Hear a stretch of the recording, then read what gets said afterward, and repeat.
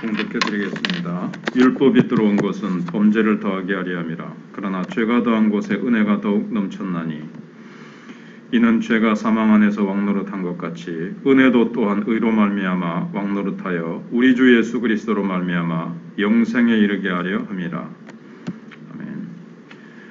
이 21절은 20절과 같이 생각을 해야 됩니다. 왜냐하면 21절은 20절에 대한 설명입니다.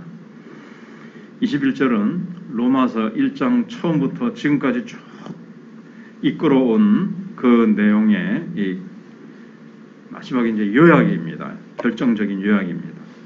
죄가 과거에 인류에게 행한 일이 어떻든지 간에 하나님께서 행한 은혜의 역사는 훨씬 더 크다. 요새 며칠 동안 생각해봤던 그런 내용입니다. 성경은 계속 마치 죄가 한 인격체인 것처럼 왕노릇했다 이렇게 표현하고 있습니다. 그래서 우리는 이미 죄가 왕노릇했다는 표현에 대해서 우리는 깊이 생각을 해봤습니다. 근데 죄가 사망 안에서 왕노릇한 것 같이, 근데 거기서 이제 끝나지 않는다는 거죠. 죄가 인류 속에 들어와 가지고 얼마나 비참한 결과를 가져왔느냐. 근데 거기서 끝나면 정말 비참한 이야기인데, 은혜도 또한 의로 말미암아 왕노릇하여 우리 주 예수 그리스도로 말미암아 영생에 이르게 하려 함이라. 우리가 잘 아는 대로 은혜는 받을 만한 자격이 없는 자에게 베풀어진 호의이며 받을 만한 자격 없는 자들에게 보여준 자비이고, 그리고 값없이 주어진 것이라는 것을 우리가 잘 기억을 하고 있어야 됩니다.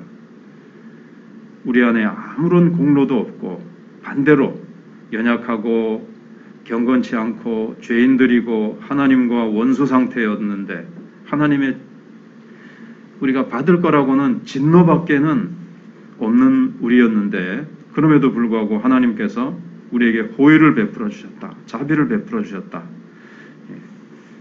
이게 이제 은혜가 왕노릇한다는 거죠. 앞에서 율법이 들어온 것에 대해서 얘기를 했습니다. 율법은 우리의 그 멸망, 또 우리가 처한 이 죄가 왕노릇하는 것에 대해서 해결해주는 답이 되지는 못합니다. 그걸 이제 쭉 생각을 쭉 얘기를 했죠. 은혜만이 죄에 대한 유일한 답이라는 겁니다. 대안이라는 겁니다. 율법은 죄에 대한 대안으로 하나님이 주신 것도 아니고 그런 의도도 없었습니다.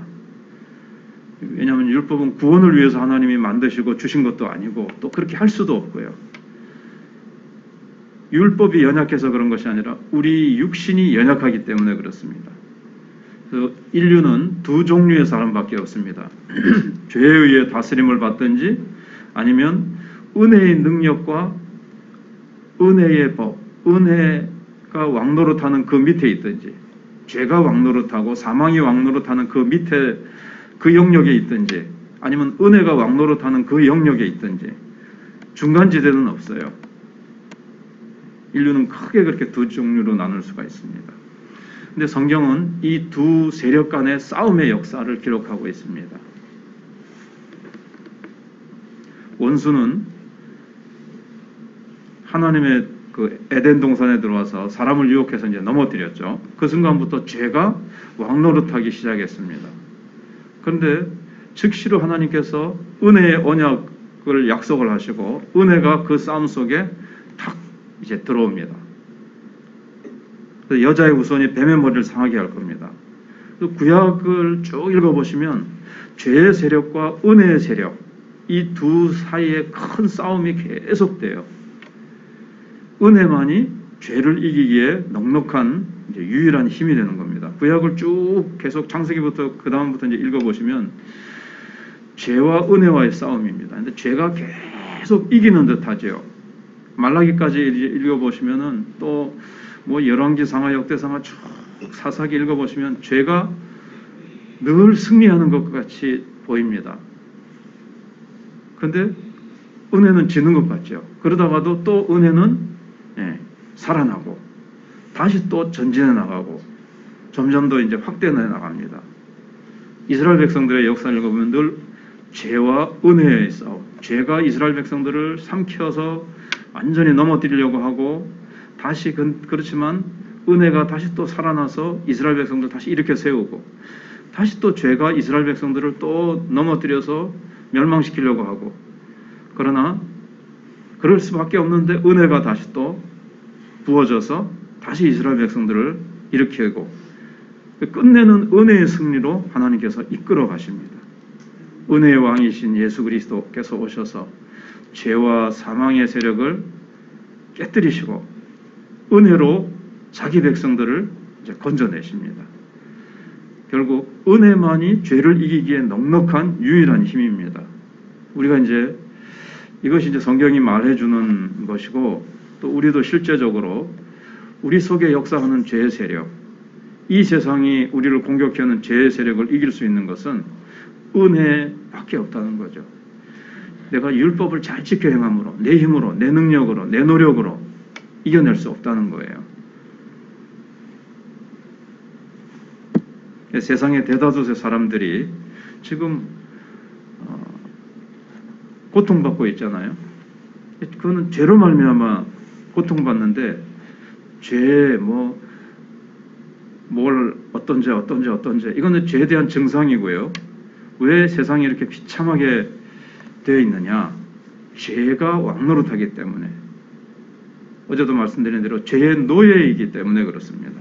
그런데 인간 스스로는 노예이기 때문에 자기네들의 힘, 인간의 스스로의 힘으로는 이 죄의 왕노릇하는 그 세력에서 벗어날 수가 없어요. 벗어날 능력이 없어요.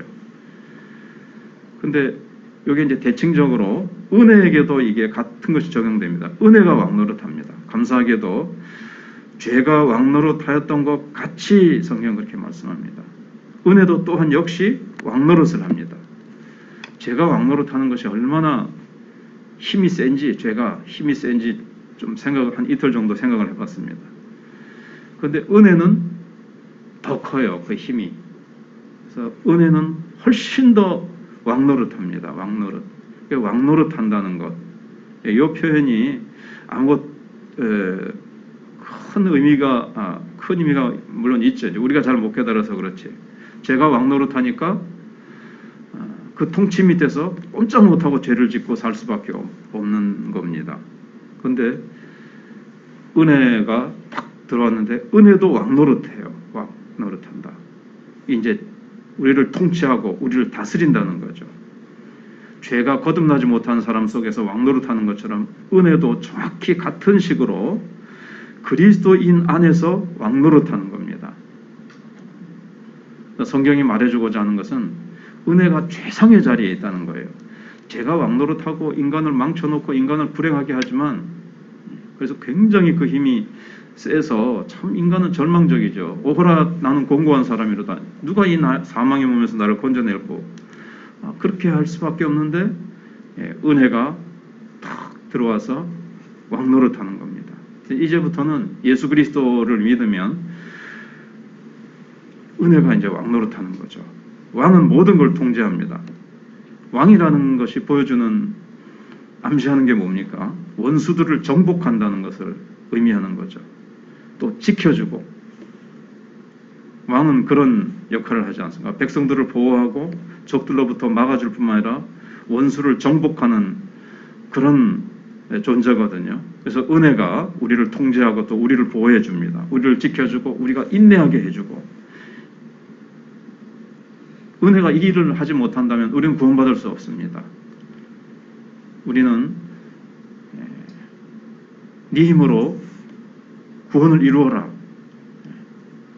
그렇게 한다면 우리는 중간에 또 하나님을 믿는 신앙을 포기하고 우리는 실패하고 말 것입니다. 그래서 은혜의 세력이 전능한 힘입니다.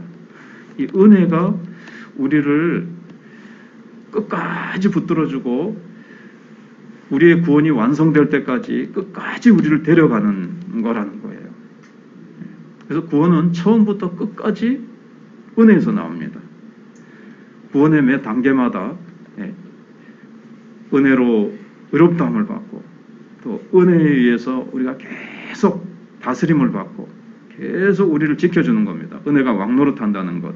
그래서 에베소서 2장에서 너희가 그 은혜를 인하여 믿음으로 말미암아 구원을 얻었나니 이것이 너희에게서 난 것이 아니라 하나님의 선물이다. 은혜가 왕노릇한다는 것이고, 은혜 그러면 우리가 좀 약하게 생각이 될 수가 있어요. 은혜로 한다. 그냥 그래 괜찮아, 다 봐줄게, 이런 것 같이 보이지만 그렇지 않습니다. 하나님은 자비로우신 분인 동시에 공의로우신 분입니다. 하나님은 자신의 성품을 부인하실 수가 없고 죄를 그냥 넘어가실 수가 없고 그렇게 약하게 아이고 그래 없었던 걸로 하자 이렇게 하실 수가 없어요. 하나님은 변치 않으시는 분이시기 때문에, 그래서 은혜는 의로 말미암아 왕노릇합니다. 은혜가 왕노릇한다고 해서 죄나 불법이나 이런 것들은 다 무시하자. 우리가 교회에서도 은혜로 합시다 이렇게 할 때 우리는 좀 잘못 사용하는 경우가 있죠. 뭐 좀 잘못된 거 있고 불의가 있고 조금 뭐 그런 거 있어도 다 그냥 덮어주고 넘어갑시다 이런 식으로 사용하지만, 하나님이 은혜로 왕노릇한다는 건 그게 아닙니다. 분명히 우리의 죄를 해결하셨죠. 분명히 공의는 하나님께서 시행하신 겁니다. 우리에게 쏟아야 될 죄의 값과 우리에게 쏟아야 될 저주, 진노를 예수 그리스도께 다 쏟아부으시고 우리 대신 우리를 그랬기 때문에 영원히 용서하시고 우리를 받아주시길 수 있게 되어졌습니다. 그래서 은혜가 왕노릇하게 된 거예요. 그래서 구원은 언제나 의로워야 된다고 성경은 말씀하고 있는 겁니다. 하나님의 성품이 그걸 요구하고 있기 때문에 그렇습니다. 그래서 하나님이 은혜로 해낸 일은 이 두 가지를 조화시킨 겁니다. 하나님이 의로우시면서도 사랑으로 우리를 구원하시고 우리도 의롭다 하시고 하나님도 의로우시고 우리를 의롭다 하시기 위해서 하나님의 공의를 포기하신 게 아니라는 거죠. 아이고 저 죄인인데 저 의롭다고 그냥 해주자, 공의는 좀 제쳐놓자가 아니라 공의를 제쳐놓으실 수가 없어요. 우리가 아는 내용이지만 이걸 우리가 알아야 우리가 정말 그 은혜에 감격하고 우리가 은혜의 능력에 붙들려서 살아갈 수가 있게 되는 겁니다. 그래서 하나님께서 그리스도의 의를 우리의 것으로 간주하시고 우리의 것으로 계산해 넣으시고 그리스도의 의를 우리에게 전가시켜 주셨습니다.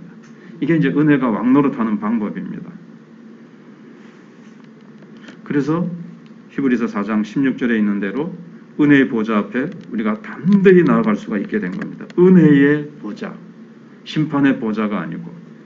근데 여기 보좌라는 말도 은혜라는 말만 생각하지 말고 보좌라는 것은 다스린다는 의미죠. 하나님이 온 만물을 다스리시는다는 통치의 개념이 있습니다. 만왕의 왕으로서 온 우주를 다스리시는데 그 하나님 앞에 우리가 기도할 때 심판의 보좌가 아니라 은혜가 왕노릇하는 그 보좌 앞으로 나아가는 겁니다. 근데 보좌기 때문에 은혜의 보좌라고 해서 우리가 경거망동하게 하나님을 함부로 대해도 된다는 게 아니라 경건함과 두려움으로 나가야 된다는 것을 우리는 잊지 말아야 됩니다. 동시에 거룩한 담대함, 거룩한 확신을 가지고 우리가 나가야 되겠습니다. 기도하겠습니다. 하나님